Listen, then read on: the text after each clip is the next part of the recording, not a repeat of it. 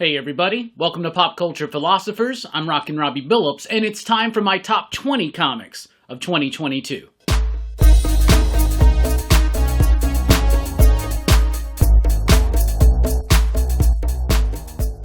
That's right, everybody. Thanks for checking out the video. I am Rockin' Robbie Billups, and this is my top 20 comics of 2022. 2022 was a little bit of an up and down year for comics, but we had some really strong offerings. So these are the 20 that I thought I wanted to highlight. Maybe not necessarily the best, but in some cases I do declare they are the best, but also just my personal preference, my personal favorites. And we want to know what your favorite comics are of the year. Let us know in the comments down below. And without further ado, let's get into it. At number 20, I'm going Punisher from Marvel Comics. This book really surprised me this year. You know, Jason Aaron, I was liking his Avengers stuff at first, but then I just kind of fell completely out of it. I haven't really been responding well to a lot of his work. A lot of more recent Punisher runs haven't really done that for me, and Punisher's one of those characters that they take chances with. Right? They have done the craziest things to the character of Frank Castle. They turned him into a black dude one time. They pulled a soul man, right? They turned him into like this avenging angel Sponisher thing. They ripped him to shreds and tied him back together as Frankencastle. They've done some weird things. And in this book, Frank Castle being the leader of the Hand seems out of context, seems out of place, seems out of character. But Jason Aaron makes it work, and at the same time developing more of that backstory from Frank Castle. Frank Castle books, they're one thing or the other. They're either trying too hard and weird stretching, or they're doing something just normal and just mowing down people, and it gets kind of dull and boring. This is one that brings a lot of gravity and weight to the character, but also to the character before the days of the Punisher, right? And the focus on Maria, for instance, and how he's trying to utilize the Hand. I absolutely love the book. I think it's Marvel's top #1 ongoing books right now. And the artwork by Jesus Saez and Paul Azaceta, absolutely brilliant. I love it. Two different styles, but they're telling two different stories in two different eras, but they're telling one story together, and it works so well for me. At number 19, Rogues from DC Black Label.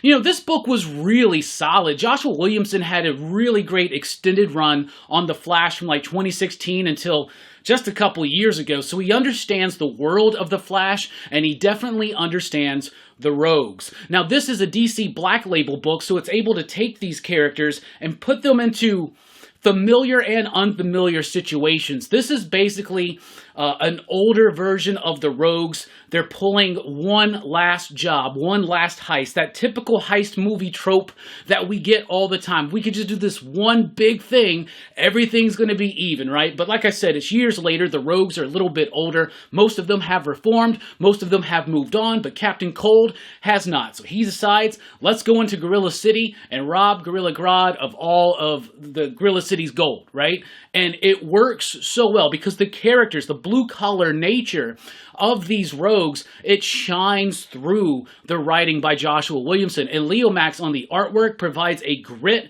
and grounded realism to the book that really makes it excel. I think this was one of DC's top books of the year. It was excellent use of the format, great art, great coloring, great story, great characterization, and a solid ending. At number 18, I'm going Department of Truth from Image Comics. This book continues to deliver mystery and intrigue with absolutely spectacular artwork. The artwork is visceral, raw, gritty, toothy, and so is the lettering by Aditya Bidikar. This is an perfect example of an artist, Martin Simmons, working so well with the letterer, Aditya Bidikar here. The book has bite. It has an edge to it, right? But the mystery that's been developing. James Tynion, he's a little overly expositional at times, and most of the issues of Department of Truth are just somebody telling another person what's going on. It's just one person monologuing to another, to the reader even, throughout most of the issues. But the artwork, the lettering, the way it's presented, the way that these different conspiracy theories and this danger of reality being shifting and changing based on consensus belief, all of that heightened up with this sense of like government black ops and secret agencies and all this kind of stuff and what's going on with our main character. Plus, it's the Mothman stuff. The Mothman stuff blew me away. Department of Truth maintains as one of my favorite ongoing comics. At number 17, Hulk, Grand Design from Marvel Comics. And see, you thought Marvel wouldn't even be on the list. We already have two. Hulk Grand Design was the latest Grand Design project. This one from Jim Rugg. It tells like 60 plus years of Hulk's history in 2 oversized issues, but does it with the thorough line all the way through of being called and turned into a monster and how that leads to madness for all. I absolutely love it. Jim Rugg is a master artist. He understands design. He's a master designer. And in fact, he brought the design into Grand Design. I've loved the X-Men Grand Design project. I love the Fantastic Four Grand Design project, but this one really goes out of its way to incorporate more from outside pop culture into the story that's being told about the importance of the Hulk and the Hulk story. And it's absolutely fantastic. There's some really great layouts, amazing coloring, great use of the format. Jim Rugg is just, I mean, you can hear him on Cartoonist Kayfabe with Ed Piscor talking about comics. He knows what he's talking about, and he knows how to do the do and not just talk the talk. He can walk the walk and do the do. Whatever you want to say. I don't know if Jim Rugg's a fan of Mountain Dew, but if he is, I owe him one because this book was awesome. I cannot wait for the oversized Treasury edition that's coming in just a month or two. It's going to be great. It's going to look great next to the X-Men and the Fantastic Four Grand Design Treasury editions. I loved this book. Blew me away. Marvel needs to take more creators and just give them reign to do things because it seems to turn out well for them. At number 16, I'm going 8 Billion Genies from Image Comics. This is a really solid concept that's executed and structured in a really clever way, right? So 8 Billion Genies is about this idea where all of a sudden one day everybody on Earth gets a genie and they get one wish. Well, immediately everything goes into chaos because people are wishing for ridiculous things. People are wishing for conflicting things. People are wishing for power. People are wishing for love. There's all kinds of craziness and the world just erupts into this whacked out nuttiness, right? And the story focuses in on this one bar that's seemingly untouched by everything that's going on outside of it, a core group of characters, and then eventually they have to leave this bar and we get to explore more of this world. The structure of this book is what sets it apart for me. I love the concept, I love the writing, I love the artwork by Ryan Brown, I love the design of the characters and the design of the book, I love the coloring, but what really sets it apart for me is Charles Soule's structure. So it's 8 Billion Genies, it's going to be 8 issues. The first issue is the first 8 seconds, the next issue is like the first 8 minutes, then the first 8 hours, then the first 8 days, and the first 8 weeks, and the first 8 months, and the first 8 years, and so on and so forth. And it's been an absolute fantastic ride, taking twists and turns and doing some really exceptional character work at the same time.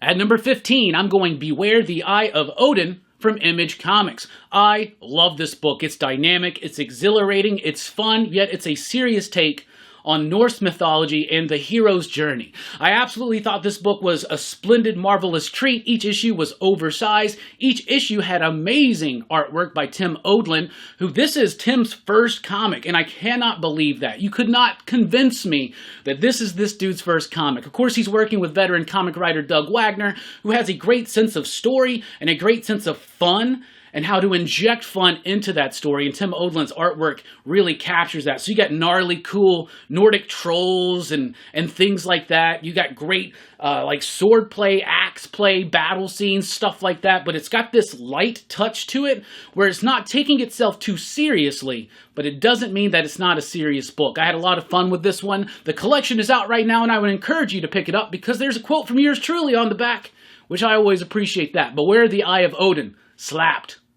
At number 14, I'm going The Swamp Thing. That's right, Season 2 of The Swamp Thing. So we had 6 more issues of one of my favorite comics from last year.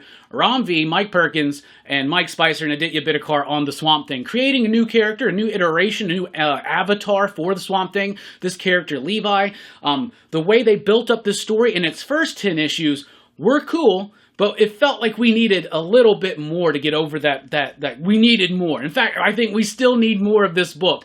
In these 6 issues that came out this year, holy cow, leveling things up, adding new ideas, new concepts to familiar and unfamiliar ideas from the Swamp Thing mythology. The Parliament of Gears, and the Avatar of the Desert, and the Avatar of nuclear radiation, and all kinds of cool stuff like that, but all tying together in the personal story of Levi's journey into understanding himself, his place on Earth in the green, and his place within his family, and maybe even his family's place within. So it's about an individual place amongst the collective, and a collective's place amongst the individual.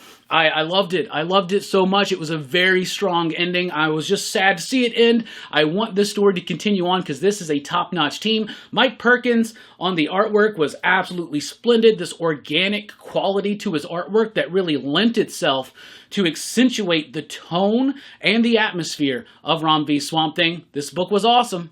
At number 13, Fantastic Four, Full Circle. From Marvel Comics, actually from Abrams, so it's kind of like, this is the third appearance from Marvel on this list, but it wasn't published by them, it was published by Abrams Arts, and you can tell because there's so much care and meticulous quality crafted into this. Not just from Alex Ross, the writer and artist, the superstar writer and artist, but from the publishing. The actual physical artifact itself is one of the best things that's come from Marvel in a long time, since some of these more recent Treasury editions, right? But this book was absolutely fantastic. The artwork was amazing. Now, we have kind of almost gotten used to Alex Ross's artwork. So it just kind of is like, oh yeah, been there, done that. But he's doing something different here. He's using more line work. He's using pencils, he's using inks, and he's using color in a very interesting way. It's colored by somebody else, but it's based on his choices, and it comes across like some of those black light Marvel posters from back in the 70s. It's got that feel of like Jack Kirby, Argo era type stuff, right? And I loved it. Interesting, dynamic perspectives being told. And it also acts as a sequel to Fantastic Four, number 50, number 51. This Man, This Monster, that one. 52? 50, 51, 52. This Man, This Monster, it wraps, it kind of, it's 51. It's 52. Why can I not remember? I'm a terrible Fantastic Four fan. Anyway, it's a sequel of sorts to This Man, This Monster. It feels classic, yet it feels modern. It's got that retro, new, hip, noir thing. I don't know. Noir's doesn't belong in that at all. But it's absolutely amazing. The artwork, it just, even if you feel like Alex Ross, been there, done that, you have not seen Alex artwork look like this. It is amazing, and it told the best Fantastic Four story in decades, probably. Well, we can say since Hickman. At number 12, I'm going Homesick Pilots from Image Comics. Now, this is written by Dan Waters with artwork by Casper Wingard and lettering by Aditya Bidikar. And it was one of my favorite books of the last year, and it was one of my favorite books this year, too. It had a very strong ending to this story. The story was about this punk rock band. They decide very early on, let's do something exceptional. Let's do something memorable. Let's go to this alleged haunted house and throw a show there. So they go to explore it, but the house really is haunted, and it's haunted by objects and individuals from the past, and it got its own trauma wrapped up, and it kind of latches on to the trauma of each individual bandmate, and it sends them off on this journey. And then the government realizes that they can weaponize ghosts, so they basically create ghost mechs, okay? And the haunted house at one point gets up, and like this chick, this punk rock chick is like piloting it like a mech, fighting a ghost mech by the government, and it just wraps up into this big epic showdown with amazing artwork and coloring, great lettering, and just such a great, solid story that is incredibly character-driven, even with some crazy cool concept that can be played with and twisted and toyed and stretched out. This book was about the characters first and foremost, and it told their story, and it was committed to that story, and it was committed to telling that story excellently with amazing artwork. This was a fantastic ending, incredibly satisfying, and we had Dan on the show, and he said, ghosts always represent trauma. And when you start laying that idea into this book with the ghosts, with the objects, with what the government's trying to do, with how this relates to youth culture and punk rock, come on, y'all. Homesick Pilots was awesome. At number 11, I'm going Ghost Cage from Image Comics. Now, this is from Nick Dragotta, Caleb Gellner joining him as a co-writer. But Nick Dragotta is one of my favorite modern artists. He was the artist on East of West. I love his style. It's quirky. It's got this it's got this style, unique style to it that's like nothing else. And I loved it on East to West, but then when I read the first issue of Ghost Cage, which was a 3-issue series from Image, oversized issues, collected in trade now, it blew me away. The use of screen tone, bringing texture, right? It was straight up Otomo-esque. Like if you're a fan of something like Akira, where there's lots of intricate detail and texture, but in the midst of that, you still have this wide scale and scope. That's what was brought with Ghost Cage. Plus, it was just a really cool, kind of interesting idea, and all the different personality of Nick Dragata's artwork, the quirky, wacky nature of it, the serious, somber nature of it, the high concept science fiction nature of it. It all comes across in that story too, right? So it's a reflection on mankind's use of power, like different power, and I'm talking about like electric power, like gas power, like coal, and like all this stuff. It's represented by going up level by level. It's hard to describe, but it is great. It is saying something, but at the same time, the most important thing is about the impact. Now, I know that Nick used actual screen tones for that first issue, and then he switched to digital stuff just to keep up the time, but it's amazing. Even the use of digital screen tones, it's almost indecipherable, and that's talent. Because so many times today, you can tell when someone's using digital screen tone, because it's easy. It's just a click of a button, there you got it. Old school screen tone, you got to cut that out, you got to fit it, you got to do, it's a pain. It's a pain in the neck, you know what I'm saying? But the way that he's able to do real screen tone and then switch to digital halfway through the series, but make it flawlessly seamlessly flawless. Anyway, it's absolutely great. One of my favorite books of the year. Visually striking, but the story had a lot of fun too. At number 10, I'm going SHAOLIN Cowboy, Cruel to Be Kin from Dark Horse Comics. Now, this, of course, is written and illustrated by Jeff Darrow, an absolutely amazing, detail-oriented artist. If you've never seen anything from Jeff Darrow, treat yourself and check out Hard Boiled or Big Guy and Rusty or any SHAOLIN Cowboy. Seriously, you can pick up any issue of SHAOLIN Cowboy, any volume, and just go with it. You could start here, you could start with Star Trek, you could start anywhere in the middle.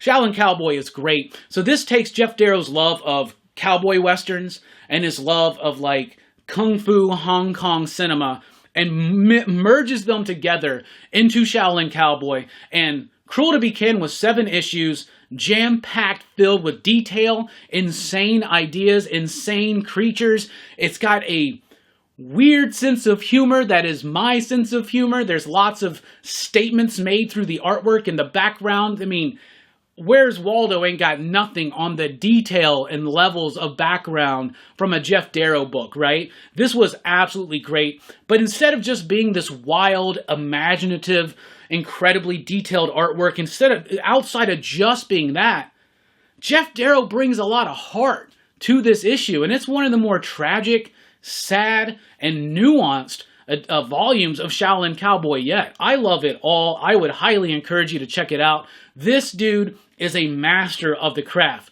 But because he's also big time, movie artist and stuff like that, he worked on The Matrix and stuff, right? Like, he hasn't done that much comic book work, but the comic book work he has done has been solid, and 7 issues of SHAOLIN Cowboy this year was a treat and a sight to behold. At number 9, I'm going Above Snakes from Image Comics. Now, this is written by Sean Lewis with amazing artwork from one of the best artists of the year, Hayden Sherman. Hayden had so many projects this year, and each project had a different vibe, a different feel, a different flow, a different style, but it was all still distinctly Hayden Sherman, and you could not mistake their work for anybody else's, right? But Sean Lewis giving us this really great, quick revenge western, right? Each issue was a standalone tale. Each issue had a really strong message and sense of purpose, but it also had this whacked out sense of fun as well. And if you notice, that's a word I keep using for these books, fun. No matter how serious or how deep the book should try to be being, comics are still supposed to be fun. Not a miserable reading experience, but a fun reading experience. And that's what we get in Above Snakes. Each issue works splendidly on its own, and all the issues work splendidly together as one big thing. And I would love to see this book go on for like 70 plus issues because Chris and Hayden and Haas have it in them. By the way, let me go ahead and talk about this. Hassan Osman El How, Letterer of the Year. His work this year leveled up, and I already thought he was one of the best letterers in the industry. But what Haas was doing, the different techniques, not everything that he tries works, but he knows how to refine his process, and he has become amazing, a visual letterer that really provides an element of texture and reality to the work, if that makes sense. He is so good at working with the artist and coming up with the distinct voice through the lettering of the story and the characters. He's so great. He even got a variant cover, which was my cover of the year. So, anyway, there you go. Above Snakes, absolutely splendid. At number 8, I'm going Crimson Cage from AWA. Written by John Lees with artwork by Alex Cormack. This book was amazing. It is a retelling of Macbeth through the lens of Southern Territorial Wrestling in the 80s, right? So if you love wrestling, and especially if you love that era and that zone of wrestling, and you like horror, and you like dark fantasy, and you even maybe like modern adaptations of Shakespeare, this is the book for you. It is absolutely amazing. It works so well as a horror comic. It works so well as a wrestling comic, and it works exceptionally well as a Shakespeare adaptation into a different form and different media, showing the power of these original stories, right? So it's about a dude who, instead of being, trying to be king, he's trying to be king of the ring. You know what I'm saying? So he makes a deal, a dark, twisted deal, and he winds up becoming the champion of the wrestling circuit, but it goes crazy. It is bloody. I said this before, but when I would read an issue of Crimson Cage, I'd have to go wash my face because the blood splatter was just everywhere. Intensely epic, intense, filled, just such a great experience. John Lees is an amazing writer. He knows how to do things with dark, twisted horror fantasy. He knows how to do, he's a big wrestling fan, that comes across. And Cormac's artwork, it's sharp, it's splattery, it's got texture, it's got emotion, it's got craze to it, and the craze that you can see in characters' eyes, just through the eyes. Alex Cormack does so much with characters on the page through their eyes. Crimson Cage is not just one of the best wrestling comics of the year. It's not just one of the best horror comics of the year. It's just not the greatest Shakespearean adaptation into comic book form ever. It's one of the best comics of the year. At number 7, Red Room, Trigger Warnings from Fantagraphics. This, of course, is done by Ed Piscor, the other half of Cartoonist Kayfabe. We talked about Jim Rugg's project this year, so let's talk about Ed's Red Room, Trigger Warnings. Now, I loved Red Room last year. Thought it was a splendid book. This year, the second volume, the second set of 4 issues of Red Room released, and Ed Piscor has leveled up. He's leveled up on an artistic level, right? So everything in the Red World Room so far has been like black and white, right? And a lot of texture. He's using like his digital form of duo shade. He's got screen tones and things like that. He's using it. It's providing a lot of grit and roughness to the artwork, but it's still got this a clean line, but there's a lot of detail there. I love the artwork in Red Room. But now, each issue this year, he starts experimenting with format, layout, composition, structure. He starts playing with color, right? And he's using all these things and learning and expanding as a creator. And it's happening before our eyes on a book that is the most gnarly, grotesque, out there, in-your-face horror comic, my favorite horror comic on the shelves. It is not for the faint of heart. You see bodies rent asunder, blood pouring and oozing. You see torture. You see limbs being ripped off, all of that stuff. But what I love about it, as much as I love that stuff, is the commitment to innovation of technique. And that's what you see issue to issue. Now, my favorite issue still has been the Pumpkins issue, which was the second issue of Trigger Warnings, using a little bit of color, using structure and composition in a different way to tell the story, experimenting, trying something.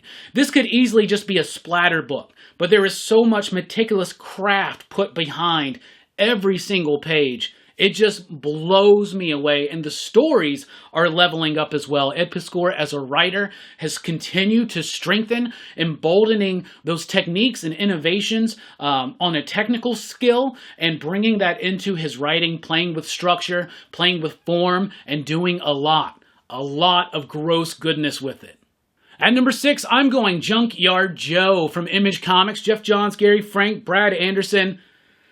This book only is 3 issues in, but what has been done with just these 3 issues is beyond exceptional. Beyond exceptional. Junkyard Joe is a soldier robot who winds up trying to save like a group of soldiers in Vietnam or something like that. And then years later, one of those soldiers, his wife just died. He's a cartoonist. He's been doing this Junkyard Joe comic strip. He's retiring from that. He's kind of got this sad life filled with melancholy. And then Junkyard Joe shows back up. But Junkyard Joe is dealing with some stuff, right? Now, Junkyard Joe doesn't speak. Junkyard Joe has no facial expression whatsoever.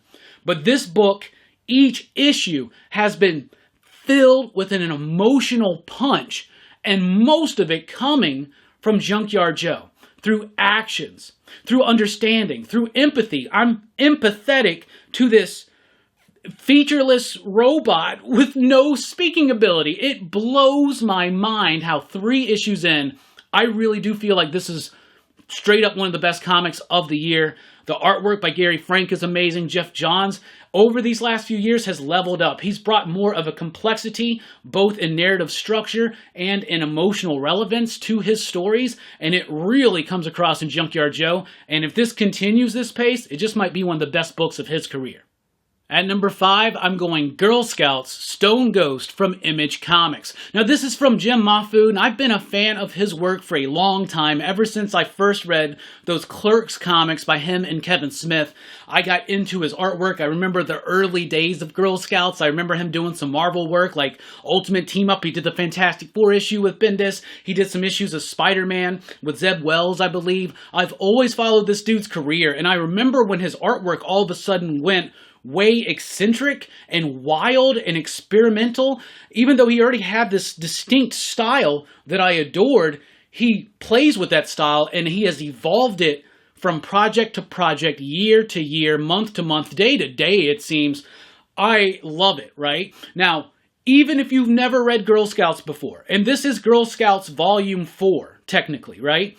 Even if you've never read that, you don't have to. You can jump right in here. He's going crazy more into like sci-fi concepts. He's doing more things narratively with the story. He took some of his personal tragedies and put them on the page and made a really nuanced work that still keeps that punk rock metal underground alternative hip hop type vibe and feel.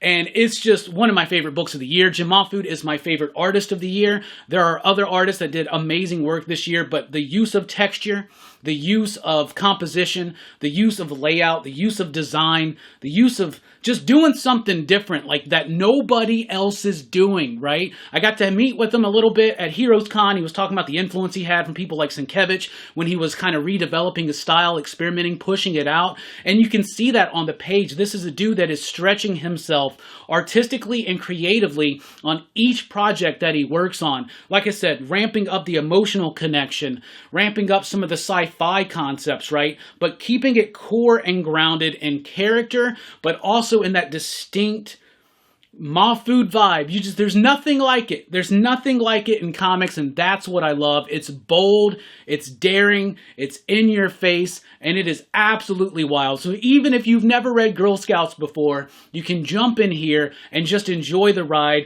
have a zany time, and even come out with a little tear in your eye here and there. Girl Scouts Stone Ghost, the best work in Jim Mahfood's comic career. At number 4, I'm going Agent of World from Scout Comics. Now, it is no surprise for that to be so high on this list for me. Even though we have 3 issues, 1 still left to come out, it has absolutely blown me away. Dennis Camp is by far my writer of the year. Case in point, Agent of World. It's about a super spy secret organization, right? And there's this one dude who has this ability to kind of like see probabilities and affect things like that. And he's their like #1 agent, but he has a secret life and a secret family that the organization doesn't know about. But each issue is doing something distinct and interesting, and I keep saying this, these books also innovate. These books are trying to move the medium forward. Each issue is standalone, but it's telling one story overall. Each issue is punched with a gut emotional core reaction. Each issue is filled to the brim with crazy ideas. We're talking about one of the issues. The conclusion of everything is to use his Orgon-powered jetpack to cause all these robots to start having an orgy to distract them from what they're supposed to be doing, which is killing him. It's awesome. It's wild. It's bonkers, crazy concepts, but at the core, there's a root of truth and honesty to it that I absolutely love. And then Filya Bertukin, the artist on this book. Holy cow.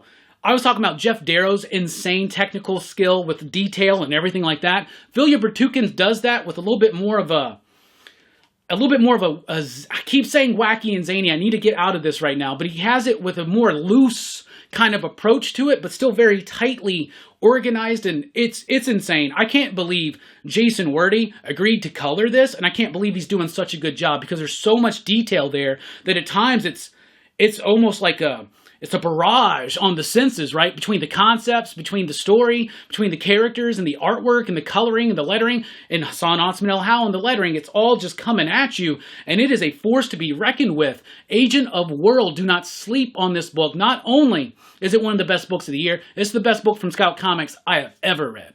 At number 3, Do a Powerbomb from Image Comics. Daniel Warren Johnson again leveled up this year, bringing a great emotional story, but still having this dynamic, energetic quality to the artwork. This is a wrestling comic book as well. It's about a woman who wants to be the best wrestler ever. Her mother was a super famous wrestler, but because she died in the ring, her family are trying to keep her away from this life, so she's having to do it on her own without some of the proper training, even though she is badass. And then her and the dude who wound up killing her mother accidentally in the ring, they have to team up to basically do this extra dimensional wrestling tournament, and the winner will get to have whatever they want, and it all ends with a literal fight with God. Wow. What we know about Daniel Warren Johnson is he has fun making his comics. He provides that grit and texture, but he does it in a very dynamic, fluid style, but he always brings the tragic and dramatic flair to it. This book touched me, and when it got to the end of it, there may have been the smallest formation of a tear there, because what grown man sits there crying over comics? There's no crying in comics. There's totally crying in comics, but Do a Powerbomb was amazing. So much energy, so much emotional weight that every issue grabbed my ass and did a powerbomb to me. That's what I liked about it. At number 2, I'm going 20th Century Men from Image Comics. Written by Dennis Camp with artwork by Stipend Morian and lettering by Aditya Bidikar. This is just such an amazing book. An exploration of war, on war's effects on a geopolitical scale, war's effect on a personal human scale, to smaller communities, to the world at large. And it's doing so in a very innovative way. The artwork by Morian is so amazing, shifting and changing its style, but continuing to keep one thread of a unique vision and style throughout, but it does take the style that's needed to appropriate the right tone in each different scene. This is a top-notch comic, an alternative history look at the war between the Cold War between the Soviet Union and the U.S., with Afghanistan in the middle, but with superheroes. So there's an Iron Man type character who's like Russian and he's the general there. Then there's a Captain America type character who's the president of the United States. But it could have easily just been that. But there's so much intricate detail in here, so many different characters, so many different threads that are moving around and then coming back together. And it's so extremely powerful. I'm going to be honest. This was initially a little bit further back on this list until I read this week's issue. Bumped it up to number 2. I mean, absolutely a phenomenal book. It reminds me of like Rick Veitch's The One. It's kind of like got that scale and that approach to it. It has a little bit of fun here and there, but it is an ultra serious book that's playing with structure, playing with format and technique, and it's one of the best books of the year. But for number 1, I'm going Ice Cream Man. This is the year for Ice Cream Man. And Ice Cream Man's been out for 5 years now, I think.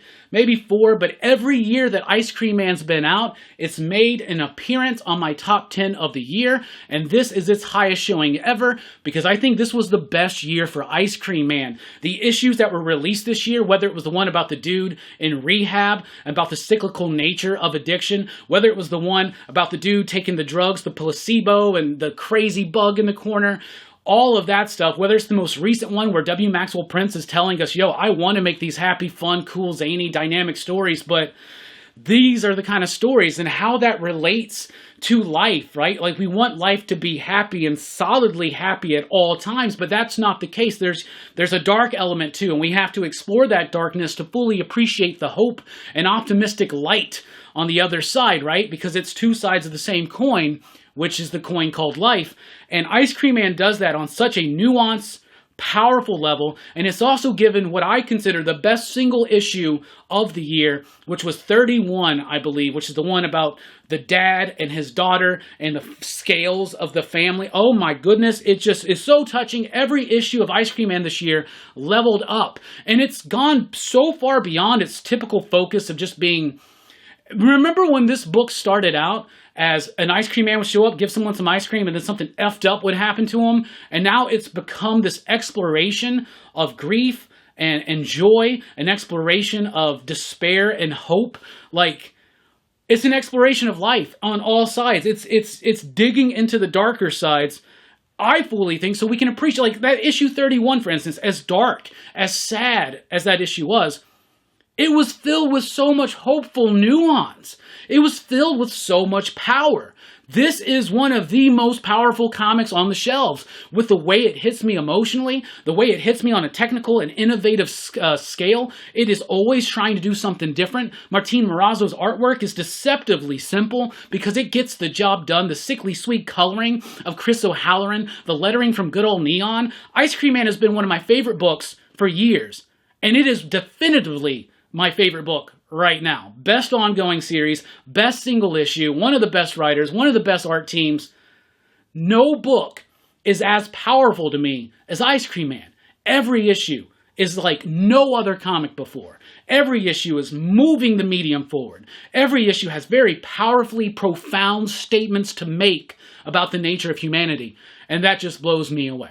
So those are my top 20 comics of 2022. What are you reading? What are you digging? Let us know in the comments down below. And join us tonight at 7 p.m. Central Time, where I've rambled on for my top 20 comics of the year. I want to know what some of my favorite comic book YouTubers have to say. So join us for the best comics of the year live stream. That's tonight, Thursday night, 7 p.m. Central Time. But let us know in the comments below, what are your top comics of the year? What did you dig? What did you love? Let us know. Let's share the love of comics, y'all. I appreciate you checking out. Appreciate all the support this year for Pop Culture Philosophers, the PCP Army. Y'all are the best community out there. Thank you so much for all the support. And we're going to continue to hopefully bring more dynamic fire and kinetic charged energy and nuance and what else do I like to say? We're going to bring the slapping in 2023. Y'all don't even know how it's going to be in 2023 when we talk in PCP. Anyway, I've been Rockin' Robbie Billups. Thanks for checking out the video. Be sure to like, share, and subscribe. And join us over at patreon.com/PCP if you want to help support the channel. Anyway, we already did everything. Have a happy new year, y'all. We love you. Station. Pop, pop, boom.